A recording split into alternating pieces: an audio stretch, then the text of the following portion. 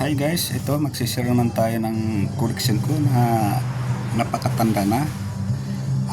Wala pa yung lulo natin. Dahil ito ay sobrang tanda na. Siya nga pala, bago tayo magsimula, paki-subscribe na rin ng aking YouTube channel. Maraming salamat sa inyong lahat. Ito guys, umpisahan na natin.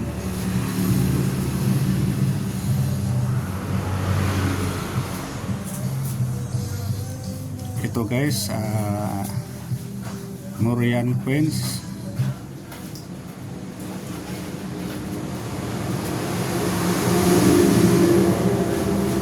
Ito guys, galing din sa isang collector.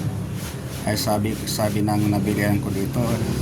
Ito guys, galing sa India, collector ng India.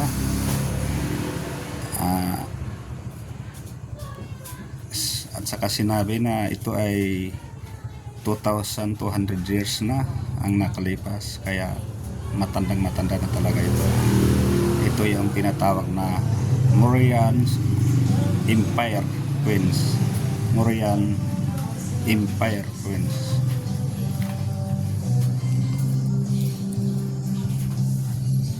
Ito guys, makabili ka man ng ganito sa mga collector dahil wala kang makita mga ganitong klaseng coins.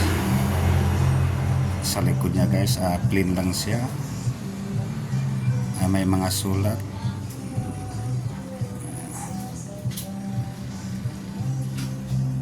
Iba talaga pag noong panahon, yung sulat nila ay guhit lang. Okay, next tayo. Siya nga pala, shoutout sa Luzon, Visayas, Mindanao. Sana malagpasan natin ang mga pagsubok natin. Okay, dito naman tayo sa number 2. Ito guys, kay iba ang design niya.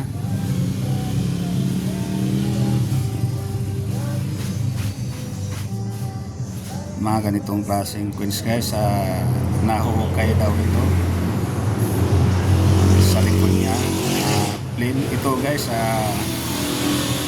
mga gawa sa silver. Ito guys, gawa sa silver. Morian Empire Coins.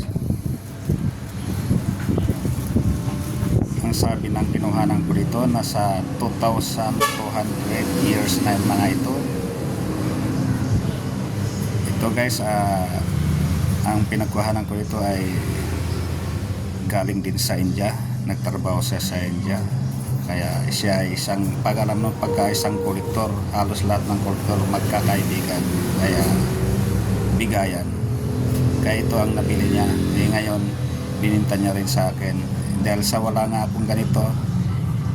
Kahit mahal, pinatos ko na rin dahil ito ay isang queens na kakaiba. Daang taon na ang nakalipas.